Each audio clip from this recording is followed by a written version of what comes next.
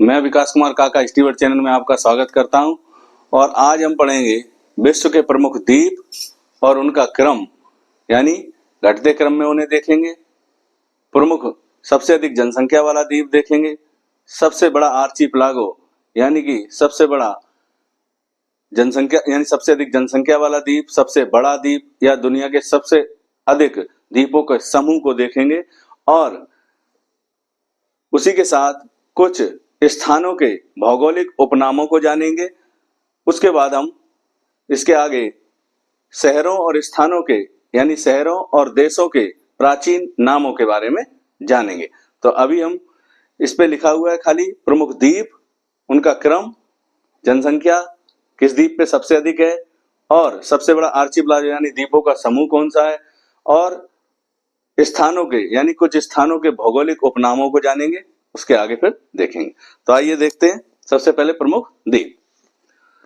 प्रमुख द्वीप की अगर बात करें तो ये लिखा हुआ है क्षेत्रफल की दृष्टि से घटते क्रम में अगर प्रमुख द्वीपों को देखें तो सबसे बड़ा द्वीप है ग्रीनलैंड, उसके बाद न्यू गिनी और न्यू गिनी के बाद बोर्नियो, बोर्नियो के बाद मेडागास्कर और मेडागास्कर के बाद बेफिन। इसी प्रकार ब्रह्मपुत्र नदी जब भारत में प्रवेश करती है तो असम में एक द्वीप का निर्माण करती है जिसे हम माजुली द्वीप के नाम से जानते हैं। यह विश्व का सबसे बड़ा नदी द्वीप है।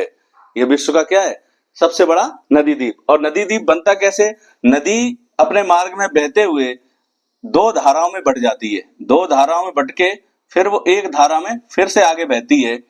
तो जो बीच में स्थान बनता है यानी ये जो स्थान बनता है ये कहलाता है नदी द्वीप। यानी कि ये ब्रह्मपुत्र नदी है जब असम में प्रवेश करती है, ब्रह्मपुत्र नदी जब असम किसमें असम जब ये ब्रह्मपुत्र नदी असम में प्रवेश करती है तो ये वहां जाके असम में दो धाराओं में बढ़ जाती है, ब्रह्मपुत्र नदी की धारा, और बीच में एक स्थान का निर्माण होता है जिसको हम माजुली द्वीप के नाम से जानते हैं। और ये दुनिया का सबसे बड़ा नदी द्वीप है। और इसके अलावा ये विश्व का सबसे बड़ा नदी द्वीप तो है ही, साथ ही ये किसी नदी द्वीप पर सबसे अधिक जनसंख्या वाला भी द्वीप है। यानी कि दुनिया में बहुत सारे नदी द्वीप हैं लेकिन उनमें भी सबसे अधिक जनसंख्या वाला नदी द्वीप भी है। तो ये कहाँ है? असम में। तो घटते क्रम में हमने देख ही लिया इनको, यानी ग्रीनलैंड के बाद न्यू गिनी के बाद बोर्नियो के बाद मेडागास्कर और मेडागास्कर के बाद बेफिन। और माजुली द्वीप के बारे में मैंने बताया, असम भारत में है ये, और यह विश्व का सबसे बड़ा नदी द्वीप है और जनसंख्या वाला भी नदी द्वीप ये विश्व का ये कहलाता है माजुली।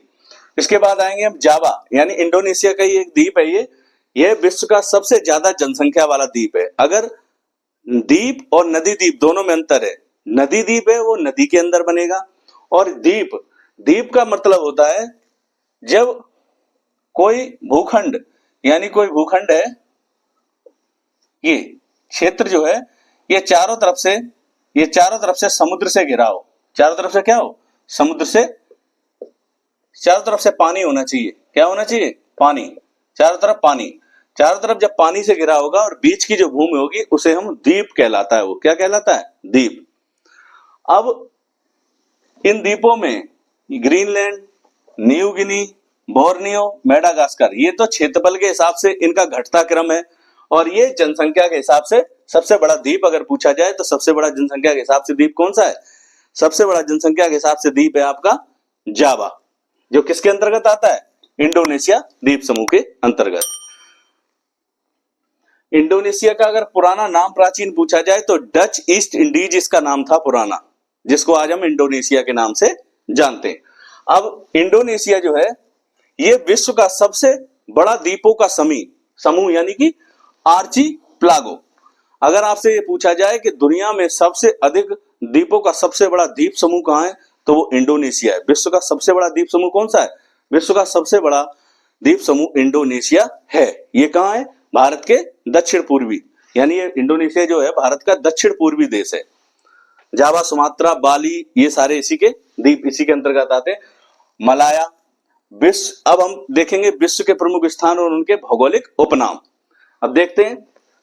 काला महादेश, अगर आपसे पूछा जाए कि किस स्थान को या किस स्थान का नाम या किस देव या देश या महाद्वीप को हम काला महादेश के नाम से जानते हैं, तो अफ्रीका। क्या है ये? अफ्रीका।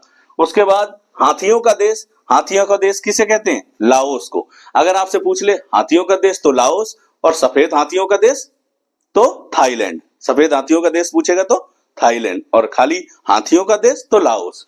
अब उसके बाद चीनी का कटोरा, तो चीनी का कटोरा क्यूबा। चीनी का कटोरा क्या है?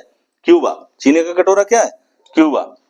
नील नदी की देन, नील नदी की देन यानी नील नदी जो है भूमध्य सागर में गिरती है, और नील नदी दो नदियों से मिलकर बनी है, श्वेत नील और ब्लू नील, यानी कि सफेद नील और नीली नील, दो नदियों से मिलकर ये नील नदी का निर्माण होता है। ये दुनिया की सबसे बड़ी या सबसे लंबी नदी है। सबसे लंबी नदी कौन सी है? नील नदी। दुनिया की सबसे लंबी नदी नील नदी। तो दुनिया की सबसे लंबी नदी कौन सी है? नील नदी है। जो ये मुहाना अपना कहां बनाती है? ये मुहाना बनाती है अपना भूमध्य सागर में। अब नील नदी की देन किसे कहा जाता है? मिस्र को। मिस्र को क्या कहा जाता है? नील नदी की देन, या नील नदी का वरदान भी कहा जाता है मिस्र को। नील नदी का वरदान, ये भी इसका उपनाम है। उसके बाद आएंगे हम पूरब का मोती। अगर आपसे पूछा जाए यानी पूरब का मोती कौन है, तो सिंगापुर। पूरब का मोती किसे कहते हैं? सिंगापुर को। अब फैशन की नगरी, फैशन की नगरी पेरिस। फैशन की नगरी क्या है? पेरिस। तो पेरिस का उपनाम क्या है? फैशन की नगरी। अब देखेंगे हम नहरों का नगर। नहरों का नगर है वेनिस। नहरों का नगर क्या है? वेनिस। वेनिस को नहरों का नगर कहते हैं। यूरोप में है वेनिस, इटली, इटली में है। अगर नहरों का नगर तो वेनिस है। अगर नहरों का देश पूछा जाए तो नहरों का देश है पाकिस्तान। नहरों का देश क्या है? पाकिस्तान। अब आ जाओ झीलों का देश। झीलों का देश क्या है? फिनलैंड। फिनलैंड को क्या कहा जाता है? झीलों का देश। और हजार झीलों का देश भी इसे कहा जाता है। अगर ये लिखा होगा झीलों का देश तो भी फिनलैंड है, और हजार झीलों का देश तो भी फिनलैंड। अब देखो सांपों का देश। सांपों का देश ब्राजील। सांपों का देश क्या है? ब्राजील। दक्षिणी अमेरिका महाद्वीप में है ये। तो दक्षिण यानी साउथ अमेरिका महाद्वीप में देश है ब्राजील, जिसमें अमेजन नदी का नाम सुना होगा, जो दुनिया की सबसे बड़ी आबोहवा तंत्र वाली नदी है। यानी कि आयतन के आधार पर अगर देखा जाए तो दुनिया की सबसे बड़ी नदी कौन सी है? अमेजन। जहां दुनिया का सबसे बड़ा सांप भी पाया जाता है, जिसे एनाकोंडा के नाम से जानते हैं, ग्रीन एनाकोंडा। तो सांपों का देश ब्राजील। यहाँ बहुत ही विचित्र प्रजातियों के यानी अमेजन का जंगल है यहाँ, जो दुनिया का सबसे बड़ा जंगल है, जिसे विश्व के फेफड़े भी कहा जाता है। यानी कि जितनी ऑक्सीजन दुनिया प्रोड्यूस करती है, दुनिया के वन, वो उससे कई यानी कि उसका अधिकतर यानी ज्यादातर प्रतिशत हिस्सा कहां से हमें दुनिया को प्राप्त होता है ऑक्सीजन का? वो अमेजन के जंगलों से। अब उस वन में बहुत से विचित्र कई प्रजातियों, हजारों लाखों प्रजातियों के सांप पाए जाते हैं, इसीलिए उसे क्या कहा जाता है? ब्राजील को सांपों का देश। अब देखो पैगोडा का देश। तो पैगोडा का देश है म्यांमार, यानी बर्मा। पैगोडा सूर्य से कहा जाता है। पैगोडा किससे कहा जाता है? सूर्य से। तो पैगोडा का देश क्या है? म्यांमार, यानी म्यांमार। म्यांमार यानी कि ये नया नाम है म्यांमार, इससे पहले इसका नाम बर्मा हुआ करता था, वो भी लिखा है हमने बर्मा। अब यूरोप का मरीज, यूरोप का मरीज तुर्की को कहा जाता है। यूरोप का मरीज तुर्की को क्यों कहा जाता है, ये बता सकता है कोई? यूरोप का मरीज तुर्की को इसलिए कहा जाता है, जैसे हम देखते हैं कि एक अनार 100 बीमार, ये कहावत सुनी है आपने? जब कोई चीज एक है और उसके बहुत सारे लोग उसको प्राप्त करना चाहते हैं, ये यूरोप का मरीज इसलिए कहा जाता है। ये एशिया यानी एशिया और यूरोप, एशिया और यूरोप दोनों महाद्वीपों में पड़ता है। ये इस्तांबुल इसकी राजधानी है। तो यूरोप और एशिया दोनों में पड़ने के बावजूद इसका जो कल्चर है वो पूर्ण रूप से यूरोप पर निर्भर है, यानी यूरोप का ही कल्चर यहाँ चलता है। तो ये है, इसका अधिकतर हिस्सा एशिया में है, लेकिन फिर भी इसका अधिकतर हिस्सा एशिया में और कम हिस्सा यूरोप में है। इसके बावजूद भी यहाँ पे पूरा कल्चर यूरोप का ही फॉलो करते हैं लोग, इसीलिए इसे कहा जाता है यूरोप का मरीज है। ये किसका मरीज है? यूरोप का मरीज। यूरोप का मरीज कौन है? तुर्की। अब आ जाओ हवा महल का शहर। तो हवा महल का शहर क्या है? शिकागो। हवा महल का शहर। और विश्व की सबसे बड़ी मांस की मंडी भी कहां है? शिकागो में।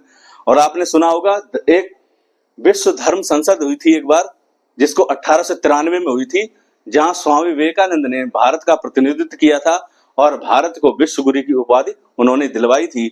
तो उन्होंने शून्य के ऊपर लगातार अपना जो वक्तव्य दिया था, जिससे प्रभावित होकर बहुत से अन्य देशों के जो विद्वान वहां इकट्ठे हुए थे, विद्वान या विदुषी महिलाएं जो भी इकट्ठी हुई थी, वो सभी स्वामी विवेकानंद के शिष्य बन गए थे। तो जिससे कि भारत को एक पहचान मिली कि भारत में धार्मिक आध्यात्मिक ज्ञान का पर्याप्त भंडार है, यानी लोग बहुत धर्म के और अध्यात्म के प्रति अधिक जागरूक हैं।